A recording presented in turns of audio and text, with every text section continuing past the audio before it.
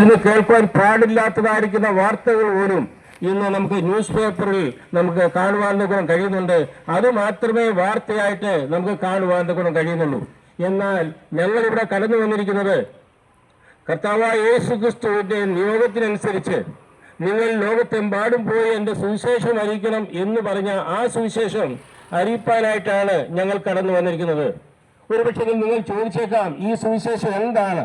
ഈ സുവിശേഷം കർത്താവായ യേശു ക്രിസ്തു 2025 വർഷങ്ങൾക്ക് മുൻപ് ഈ ലോകത്തിൽ കടന്നു ജനിച്ചുവെന്നും അത് പുരുഷ സമ്പർക്കമില്ലാതെ കണ്ട് അത് പരിശുദ്ധരായിട്ട് ഈ ലോകത്തിൽ ജനിച്ചു വന്ന കർത്താവായ യേശു ക്രിസ്തുവാണെന്നും 33 വർഷക്കാലം ഈ ലോകത്തിൽ ജീവിച്ചുവെന്നും അവസാനം ചരിത്രത്തിൽ ആരും സംഭവിക്കാത്ത രീതിയിൽ തന്റെ രക്തം നമ്മുടെ പാപങ്ങൾക്ക് വേണ്ടി ആ കാൽവരി ക്രൂശിൽ ചൊരിഞ്ഞ് അടക്കപ്പെട്ട് 3-ാം ദിനം ഉയർത്തെഴുന്നേറ്റ് അത് സ്വർഗാരോഹണം ചെയ്ത കർത്താവായ യേശു ക്രിസ്തു. ഇതാണ് ഞങ്ങളുടെ സുവിശേഷം. വേറൊരു സുവിശേഷം ഞങ്ങൾക്ക് പറയുവാൻ ഇല്ല പ്രിയരെ. കാരണം ഇതുപോലൊരു സുവിശേഷം, ഇതുപോലൊരു കർത്താവായ യേശു ക്രിസ്തുവിന്റെ ജീവിതം പോലെ വേറൊരു ജീവിതം നമുക്ക് ലോകത്തിൽ എവിടെയും നമുക്ക് കാണുവാൻ കഴിയില്ല. അനേക മഹാത്മാക്കൾ ഈ ലോകത്തിൽ ജനിച്ചിട്ടുണ്ട്, അവരൊക്കെ മരിച്ച് മൺമറിഞ്ഞു പോയിട്ടുണ്ട്. എന്നാൽ കല്ലറയെ തുറന്ന് ജീവൻ പ്രാപിച്ച ഒരേ ഒരു വ്യക്തി മാത്രമേ ഉള്ളൂ, നമ്മുടെ കർത്താവായ യേശു ക്രിസ്തു. ആ കർത്താവായ യേശു ക്രിസ്തു ഒരിക്കൽ ഇപ്രകാരം ചോദിച്ചു, നിങ്ങൾ സകല ലോകവും നേടിയാലും നിന്റെ ആത്മാവിനെ നഷ്ടപ്പെടുത്തിയാൽ നിനക്ക് എന്ത് പ്രയോജനം? അത് പേരെ നാം സർവ്വലോകവും നേടിയിട്ടില്ല, എന്നാൽ ഒരുപക്ഷെ നല്ലൊരു കെട്ടിടം നമ്മൾ ഉണ്ടാക്കിയിരിക്കും, നല്ലൊരു വീട് നമ്മൾ പണിതിട്ടുണ്ട്, ഒരു നല്ല കാറ് വാങ്ങിച്ചിട്ടുണ്ട്, അല്പ സ്ഥല സൗകര്യങ്ങളും ബാങ്ക് ബാലൻസും ഒക്കെ ഉണ്ട്. ഇതാണ് നമ്മൾ ഉണ്ടാക്കി വെച്ചിരിക്കുന്നത്. എന്നാൽ കർത്താവ് യേശു ക്രിസ്തു അപ്രകാരമല്ല പറയുന്നത്, നിങ്ങൾ സർവ്വലോകവും നേടിയാലും മൊത്തമായിട്ട് ഈ ലോകത്തിൽ സകല ലോകത്തിലെ എല്ലാ കാര്യങ്ങളും നിങ്ങളുടെ കരങ്ങളിൽ കൊണ്ടുവന്നാൽ തന്നെയും നിന്റെ ആത്മാവിനെ നഷ്ടപ്പെടുത്തിയാൽ നിനക്ക് എന്ത് പ്രയോജനം? അത് പേരെ നാം ഒരു ലോട്ടറി അടിച്ചു കഴിയുമ്പോൾ, അല്ലെങ്കിൽ നമുക്ക് എന്തെങ്കിലും വളരെ നല്ലതായിരിക്കുന്ന ഒരു ജോലി ലഭിച്ചു കഴിയുമ്പോൾ ഒക്കെ നമ്മൾ പറയാറുണ്ട്, ഓ ഞാൻ ഭാഗ്യവാനാണ്, എനിക്ക് രോഗമില്ല, ഞാൻ ഭാഗ്യവാനാണ്, ഈ രീതിയിലൊക്കെ നമ്മൾ പറയാറുണ്ട്. എന്നാൽ കർത്താവ് യേശു ക്രിസ്തു അപ്രകാരമല്ല ചോദിക്കുന്നത്. ഇത് മാനവജാതിയോട് ചോദിക്കുന്ന ചോദ്യമാണ്. ലോകത്തെമ്പാടുള്ളതായിരിക്കുന്ന സകല മനുഷ്യരോടും കർത്താവ് യേശു ക്രിസ്തു ചോദിക്കുന്ന ചോദ്യമാണ്. അതേ പ്രിയ മനുഷ്യ, നീ സർവ്വലോകവും നേടിയാലും നീ എല്ലാം നിന്റെ കരങ്ങളിൽ ആയിരിക്കുന്നെന്ന് നീ ചിന്തിച്ചാൽ തന്നെയും നിന്റെ ആത്മാവിനെ നീ നഷ്ടപ്പെടുത്തിയാൽ നിനക്ക് എന്ത് പ്രയോജനം? നമ്മുടെ ആത്മാവിന്റെ വില താൻ പറയുന്നതനുസരിച്ച്, നമ്മുടെ കർത്താവായ യേശു ക്രിസ്തു പറയുന്ന അനുസരിച്ച് ഒരു മനുഷ്യന്റെ ആത്മാവിന്റെ വില എന്ന് പറയുന്നത് സർവ്വലോകത്തെക്കാളും വലിയതാണ്. സർവ്വലോകത്തെക്കാളും വലുതാണ് ഈ ആത്മാവ്. മനുഷ്യന് ദൈവം കൊടുത്തിട്ടുള്ളതായിരിക്കുന്ന ആത്മാവ് എന്നുള്ളത് നാം ഈ ഭാഗത്ത് നമുക്ക് മനസ്സിലാക്കുവാൻ കഴിയുന്നുണ്ട്. വലിയവരായിരിക്കും ദൈവം ഈ ഭൂമിയിലെ മണ്ണെടുത്താണ് മനുഷ്യനെ സൃഷ്ടിച്ചത്. അത് നമ്മുടെ ശരീരമാണ്.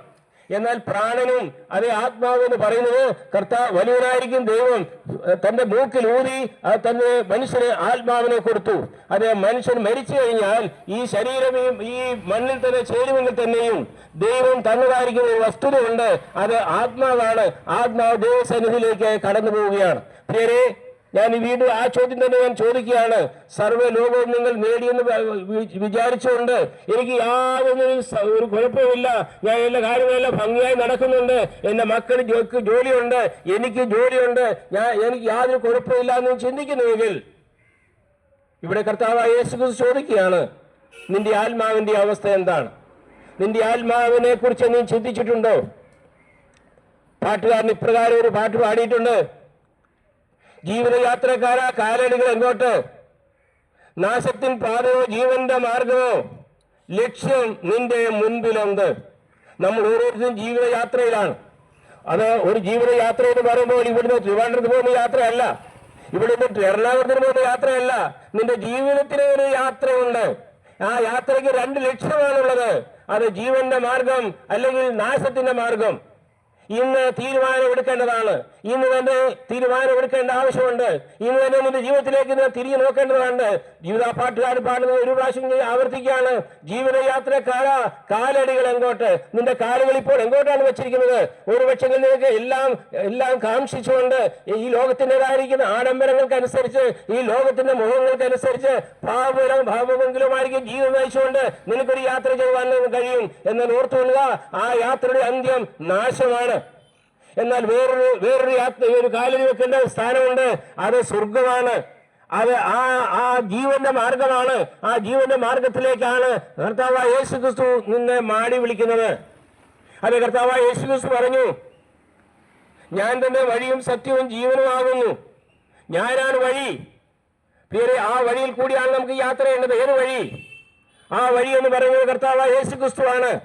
കർത്താവായ യേശുക്രിസ്തു പറഞ്ഞു, ഞാനാണ് വഴി. ഞാൻ ചോദിക്കട്ടെ, ഈ ചരിത്രത്തിൽ ആരെങ്കിലും ഇതുപോലൊരു അവകാശവാദം നടത്തിയിട്ടുണ്ടോ? ഞാനാണ് വഴിയെന്ന് ആരെങ്കിലും പറഞ്ഞിട്ടുണ്ടോ? ഞാനാണ് ജീവനെന്ന് ആരെങ്കിലും പറഞ്ഞിട്ടുണ്ടോ?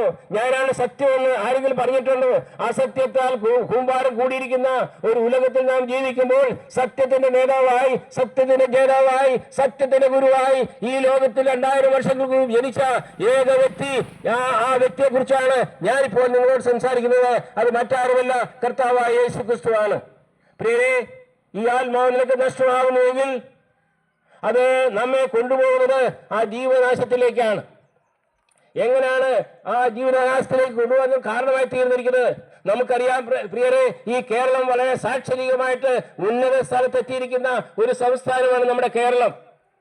നമ്മുടെ കേരളത്തിൽ വിദ്യാഭ്യാസം എന്ന് പറയുമ്പോൾ 100% വിദ്യാഭ്യാസ രംഗത്ത് ഉന്നതിയിൽ എത്തിയിരിക്കുന്ന ഒരു സംസ്ഥാനമാണ് നമ്മുടെ സംസ്ഥാനം.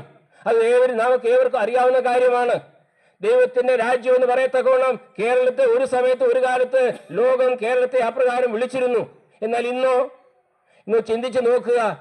വേണ്ട, ഇന്നത്തെ ദിനപത്രം എടുത്ത് നോക്കിയാൽ മതി കേരളത്തിന്റെ അവസ്ഥ എന്താണെന്നുള്ളത്. ഞാൻ പറയട്ടെ, വിദ്യാഭ്യാസ രംഗത്തിന്റെ ഉന്നതിയിലാണെങ്കിലും ആത്മഹത്യക്ക് ഇന്ത്യയിലെ അതേ ക്യാപിറ്റലാണെന്ന് പറയാം, തലസ്ഥാനമാണെന്ന് പറയാം കേരളം.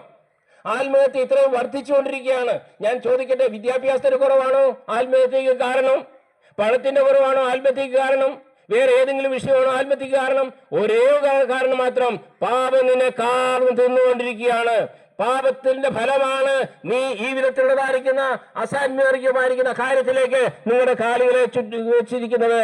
ആത്മഹത്യ ഇന്ന് ഓരോ ദിവസവും വർദ്ധിച്ചുകൊണ്ടിരിക്കുകയാണ്. ഞാൻ ചോദിക്കട്ടെ, ഈ ആത്മഹത്യ ഏത് ഭവനത്തിലാണ് കൂടുതലായിട്ടുള്ളത്? കുബേരന്റെ ആണോ, കുചേലന്റെ ആണോ? ധനികന്റെ ആണോ, ദരിദ്രന്റെ ആണോ? ദരിദ്രന്റെ വീട്ടിൽ വളരെ കുറവാണ്. ധനികന്റെ വീട്ടിൽ എല്ലാം ഉണ്ട് എന്ന് ഭാവിക്കുന്ന, എനിക്ക് എല്ലാം ഉണ്ട് എന്ന് ഭാവിക്കുന്നതായിരിക്കുന്ന അപ്രകാരമുള്ള ധനിയന്മാരുടെ ഭവനത്തിൽ എന്തുകൊണ്ട് ആത്മഹത്യ ഉണ്ടാകുന്നു? പ്രിയരെ, ഇന്ന് നിങ്ങളുടെ കണ്ണുകളെ തുറക്കണം, ഒന്ന് ചിന്തിക്കണം. ഈ പറഞ്ഞ വസ്തുത ശരിയാണല്ലോ. ദരിദ്രരുടെ ഭവനത്തിൽ ആത്മഹത്യ കുറവാണല്ലോ. എന്നാൽ ധനവാന്മാരുടെ ഭവനത്തിൽ എല്ലാം ഉണ്ട്. പാർക്കുവാൻ ഭവനമുണ്ട്, സഞ്ചരിക്കുവാൻ കാറുണ്ട്, 1, 2, 3 കാറുകളൊക്കെ ഉണ്ട്. എന്നിട്ടും ആ ധനിയന്മാരുടെ ഭവനത്തിൽ എന്തുകൊണ്ട് ആത്മഹത്യ നടത്തുന്നു?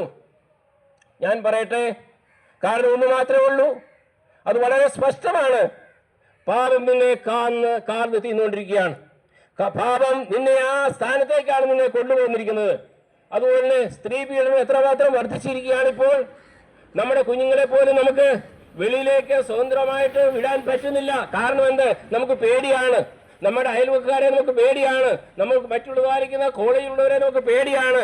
നമുക്ക് മാർക്കറ്റിൽ നമ്മുടെ കുഞ്ഞുങ്ങളെ വിടാൻ പറ്റുന്നില്ല, നമുക്ക് പേടിയാണ്. കാരണം സ്ത്രീ പീഡനം ഇന്ന് വർദ്ധിച്ചുകൊണ്ടിരിക്കുകയാണ്. ഇത് എവിടെയാണ് സംഭവിച്ചുകൊണ്ടിരിക്കുന്നതെന്ന് അറിയാമോ? സാക്ഷരത്വം കൂടുതലായിട്ടുള്ള വിദ്യാഭ്യാസത്തിന്റെ ഉന്നത നിലവാരത്തിൽ എത്തിയിരിക്കുന്ന നമ്മുടെ ചെറു കേരളത്തിലാണ് ഇത് സംഭവിച്ചുകൊണ്ടിരിക്കുന്നത്. കാരണം എന്ത്? ഇന്നൊന്ന് ചിന്തിക്കുക പ്രിയരെ. കാരണം ഒന്ന് മാത്രമേ ഉള്ളൂ, മനുഷ്യന്റെ പാപമാണ്. പാപത്തിന്റെ ഫലമായിട്ടാണ് ഇന്ന് മദ്യപാനം വർദ്ധിച്ചുകൊണ്ടിരിക്കുന്നത്, സ്ത്രീ പീഡനം വർദ്ധിച്ചുകൊണ്ടിരിക്കുന്നത്. അല്ല, മദ്യപാനത്തെ കാര്യമോ? മദ്യപാനവും ദൈവത്തിന്റെ പേരിലാണ് കൂടുതൽ മദ്യപാനം നടത്തുന്നത്. ക്രിസ്മസിന്റെ പേരിൽ, അല്ലെങ്കിൽ ഓണാഘോഷത്തിന്റെ പേരിൽ, അല്ല വർഷത്തിന്റെ ആരംഭ ദിവസത്തിൽ എത്രമാത്രം കോടികളാണ് മനുഷ്യർ ഇന്ന് കുടിച്ചു തീർക്കുന്നത്. അത് നമ്മുടെ കൊച്ചു കേരളത്തിൽ എല്ലാം അറിയാം. ബൈബിൾ വളരെ വ്യക്തമായി പറയുന്നുണ്ട്, മദ്യപാനി സ്വർഗരാജ്യത്തിന് അവകാശമല്ല എന്ന് വളരെ വ്യക്തമായി പറഞ്ഞ് ഇത് നാം വാദോരാരം വായിക്കുകയും പഠിക്കുകയും ധ്യാനിക്കുകയും അനേക മെസ്സേജുകൾ കൂടി നാം കേൾക്കുകയും ചെയ്തിട്ടും നമ്മുടെ കാര്യങ്ങളെ മാറ്റുവാൻ തക്കോണം, നമ്മുടെ ചിന്താഗതി ഒന്ന് മാറ്റുവാൻ തക്കോണം, യഥാർത്ഥമായിരിക്കുന്ന ഭാവിയിൽ കൂടി നമുക്ക് മാറുവാൻ തക്കോണം നമ്മളെ കൊണ്ട് കഴിയുന്നില്ല. കാരണം മറ്റൊന്നുമല്ല, ഞാൻ ആഗ്രഹിക്കുന്നുണ്ട്, പക്ഷെങ്കിൽ എന്റെ ഉള്ളിൽ വസിക്കുന്നതായിരിക്കുന്ന പാപമുണ്ടല്ലോ, ആ പാപം എന്നെ പാപം ചെയ്യുവാൻ പ്രേരിപ്പിച്ചുകൊണ്ടിരിക്കുന്നു. നമുക്കറിയാം പ്രിയരെ, പ്രിയ സഹോദരിമാരെ, പ്രിയ ഭർത്താക്കന്മാർ കടന്നു വരുമ്പോൾ ഒരു പക്ഷെ പറയാറുണ്ട്, ഞാൻ നാളത്തോട് കുടിക്കുകയില്ല, ഇന്നോട് ഞാൻ നിർത്തി, നാളത്തോട് ഞാൻ കുടിക്കുകയില്ല. എന്നാൽ നാളെ സംഭവിക്കുന്നത് എന്താണെന്നറിയാമോ? നാളെ രാവിലെ തന്നെ ബെഡ് കോഫിക്ക് പകരം കടന്നു പോകുന്നത് മദ്യശാലയിലേക്കാണ്. ആരാണ് കൊണ്ടുപോകുന്നത്? തനിക്ക് ആഗ്രഹം ഉണ്ടായിട്ടല്ല, തനിക്ക് കുടിക്കാൻ ആഗ്രഹം ഉണ്ടായിട്ടല്ല, എന്നാൽ തന്റെ ഉള്ളിൽ വസിക്കുന്ന പാപം എന്ന വലിയ ക്രൂര ശത്രു ഉണ്ടല്ലോ, ആ ശത്രു നിന്റെ ഭർത്താവിനെ അവിടേക്ക് വിളിച്ച് വേർതിരിച്ചിരിക്കുകയാണ്. ഇതിനെല്ലാം കാരണമായിരിക്കുന്നത് പാപമാണ്. എന്നാൽ ഒരു കാര്യം പറയാം, ഇതിന് സമാധാനം വേണ്ടേ? ഇത്രയും പ്രശ്നങ്ങളാണ് ഞാൻ പറഞ്ഞത്. ഇതിന് സമാധാനം എന്താണ്? ബൈബിൾ തന്നെ പറയുന്നുണ്ട്, വേറൊന്നുമല്ല, ദൈവം ഒരുവനല്ലോ, ദൈവത്തിനും മനുഷ്യർക്കും മധ്യസ്ഥനായിട്ട് ഒരുവൻ പറഞ്ഞു, അത് കർത്താവായ യേശു ക്രിസ്തു ആണ്. ആ കർത്താവായ യേശു ക്രിസ്തു ഈ പാപത്തിന് പരിഹാരത്തിന് വേണ്ടി 2000 വർഷങ്ങൾക്ക് മുമ്പ് തന്റെ വിലപ്പെട്ടതായിരിക്കുന്ന രക്തം, യുവരക്തം ആ കാൽവരി ക്രൂശിൽ ചൊരിഞ്ഞു. അത് എനിക്ക് വേണ്ടി മാത്രമല്ല, ഇതൊരു മതത്തിന് വേണ്ടിയല്ല, ഒരു സഭയ്ക്ക് വേണ്ടിയല്ല, ഒരു സംഘടനയ്ക്ക് വേണ്ടിയല്ല, ഒരു സംസ്ഥാനത്തിന് വേണ്ടിയല്ല. ഇതെല്ലാം മനുഷ്യരുണ്ടാക്കിയതാണ്. ഈ മതങ്ങളൊക്കെ പ്രിയരെ, ഈ സഭകളെ ഉണ്ടാക്കിയതും മനുഷ്യരാണ്, ദൈവമല്ല. ദൈവം ഉണ്ടാക്കിയത് 2 ജാതികളെ മാത്രമേ ദൈവം ഉണ്ടാക്കിയിട്ടുള്ളൂ. അത് ഒന്ന് ആണ്, അല്ലെങ്കിൽ ഒന്ന് പെണ്ണ്. ആണും പെണ്ണും എന്നുള്ളതല്ലാതെ ദൈവം ഒരു ജാതിയെയും ഒരു മതത്തെയും ഒരു സഭയെയും ഉണ്ടാക്കിയിട്ടില്ല. ക്രിസ്തു മതത്തെയും ദൈവം ഉണ്ടാക്കിയതല്ല പ്രിയരെ. ഞാൻ വളരെ വ്യക്തമായി പറയുവാൻ ആഗ്രഹിക്കുന്നു. ആരെങ്കിലും ഞാൻ ക്രിസ്ത്യാനിയാണെന്ന് പറഞ്ഞുകൊണ്ട് അഹങ്കരിക്കുന്നുവെങ്കിൽ ഇത് ദൈവം ഉണ്ടാക്കിയതല്ല. ദൈവം ആണിനെ പെണ്ണിനെ ഉണ്ടാക്കി. മാത്രമല്ല ദൈവം സകലരെ സ്നേഹിക്കുന്നു. അത് മാത്രമല്ല ദൈവം ഒരുക്കിയതായിരിക്കുന്ന വലിയ രക്ഷ ഒരു മതത്തിന് വേണ്ടിയുള്ളതല്ല, സകല മാനവജാതിക്ക് വേണ്ടിയുള്ളതാണ് എന്നുള്ള വസ്തുതയും ഞാൻ നിങ്ങളെ അറിയിക്കുവാൻ തക്കോണം ആഗ്രഹിക്കാൻ പ്രിയരെ. ഇന്ന് നമുക്ക് നമ്മുടെ ജീവിതത്തിലേക്ക് നമുക്ക് തിരിഞ്ഞു നോക്കാം. യേശു ക്രിസ്തു ഇന്നും പറയുന്നുണ്ട്, നിങ്ങളുടെ ജീവിതത്തിൽ ഒരു വലിയ മാറ്റം നിങ്ങളുടെ ജീവിതത്തിൽ ഉണ്ടാകേണ്ടത് ആവശ്യമാണ്. എന്തുകൊണ്ട് ഇതൊക്കെ സംഭവിക്കുന്നു? പാപമാണ്. ഈ പാപത്തിൽ നിന്ന് നമുക്ക് ഒരു മാറ്റം വേണ്ടത് ആവശ്യമാണ്. 2025 വർഷങ്ങൾക്ക് മുമ്പ് ഇത് വളരെ വ്യക്തമായിട്ട് നിങ്ങൾ കേൾക്കേണ്ട ഒരു വസ്തുതയാണ്. എന്തുകൊണ്ട് ഞാൻ പാപം ചെയ്തുകൊണ്ടിരിക്കുന്നു? ഞാൻ ആഗ്രഹിക്കുന്ന വസ്തുതയല്ല, ഞാൻ ഒരിക്കലും ആഗ്രഹിക്കുന്നില്ല പാപം ചെയ്യണമെന്ന്. എന്നാൽ എന്തുകൊണ്ട് ഞാൻ പാപം ചെയ്തു പോകുന്നു? ആ പാപത്തിന്റെ പ്രേരണ എൻ്റെ ജീവിതത്തിൽ എന്തുകൊണ്ട് വരുന്നു? ഈ ചോദ്യത്തിന് മുൻപാകെ പ്രിയരെ, അതിനൊരു ഒരു സൊല്യൂഷൻ മാത്രമേ ഉള്ളൂ. ഒരു സൊല്യൂഷൻ മാത്രമേ ഉള്ളൂ. ഇന്ന് തന്നെ ഈ വാക്കുകൾ കേൾക്കുമ്പോൾ തന്നെ ഏത് സ്ഥാനത്ത് നിങ്ങൾ ഇരിക്കുന്നു ആ സ്ഥാനത്തിരുന്നുകൊണ്ട് നിങ്ങളുടെ പാപത്തിന്റെ പരിഹാരത്തിന് വേണ്ടി കാൽവരി ക്രൂശിൽ മരിച്ച കർത്താവായ യേശു ക്രിസ്തുവിനെ നിങ്ങൾ സന്ദർശിതമായി സ്വീകരിക്കുക. ഒരു പക്ഷേ ചോദിച്ചേക്കാം, അതേ പ്രകാരം ഞാനൊരു മഹാഭാവിയാണല്ലോ, എന്റെ പാപത്തിന് പരിഹാരത്തിന് ഇത് സംഭവമാണോ? അല്ല, ഞാൻ ഇന്ന് നിങ്ങളുടെ മതത്തിൽപ്പെട്ടവനല്ലല്ലോ, ഞാൻ വേറൊരു മതത്തിൽപ്പെട്ടവനാണല്ലോ. എന്റെ പ്രാർത്ഥന ദൈവം കേൾക്കുമോ? എന്നെ കർത്താവായ യേശു ക്രിസ്തുവിന്റെ മകളായി തീർക്കുവാൻ സാധിക്കുമോ? സാധിക്കും.